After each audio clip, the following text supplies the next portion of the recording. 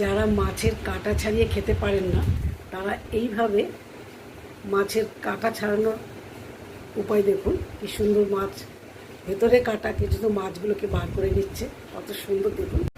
আমার স্বামীর ক্লান্ত আর পরিশ্রম মুখটা দেখলে আমার সব স্বপ্নগুলো মাটি হয়ে যায়। কি আবদার করব আমি তার কাছে, বলতে পারো?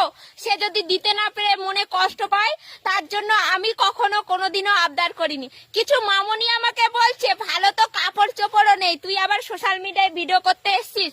একটা কথা আমি বলছি, শোনো দিদি ভাই, তুমি আমাকে খারাপ ভাবে বলেছো, কিন্তু আমি তোমাকে দিদি ভাই বলে সম্মান দিচ্ছি। দেখো, সবার আগে আমি বলবো আমি একজন গ্রামের গৃহবধূ, আর আমার স্বামী কোনো রাজা নয় কিংবা কোনো চাকরিজীবী মানুষ নয়, ঠিক আছে?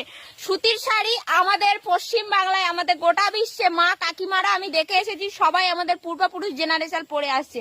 আমি জানি না তুমি কত বড়লোক ঘরের বউ কিংবা কত কোটিপতি, তাও আমি জানি না।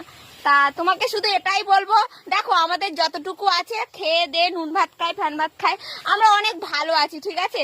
যাই খাই না কেন, তোমাদের মতন অত লোকের পেছনে কাঠি মেরে বেড়ায় না, এ কে কি করছে ওটাও দেখে বেড়ায় না। আমরা যেমন আমরা তেমন থাকতেই ভালোবাসি, ঠিক আছে?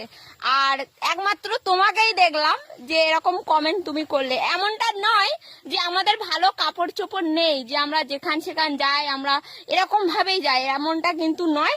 দেখো আমরা তো ঘরের থাকি সব সময়, তাই 5 মিনিট অন্তর অন্তর, 2 ঘন্টা অন্তর অন্তর কাপড় চেঞ্জ করে ভিডিও করার মতন আমাদের ভাই সময় নেই, ঠিক আছে? তোমাদের থাকতে পারে, আমাদের সেটা নেই। আমাদের জীবন যাপনটা এরকমই, আমাকে সবাই এভাবেই চিনেছে, এভাবেই ভালোবাসা দিয়েছে, এটাই আমি অনেক খুশি।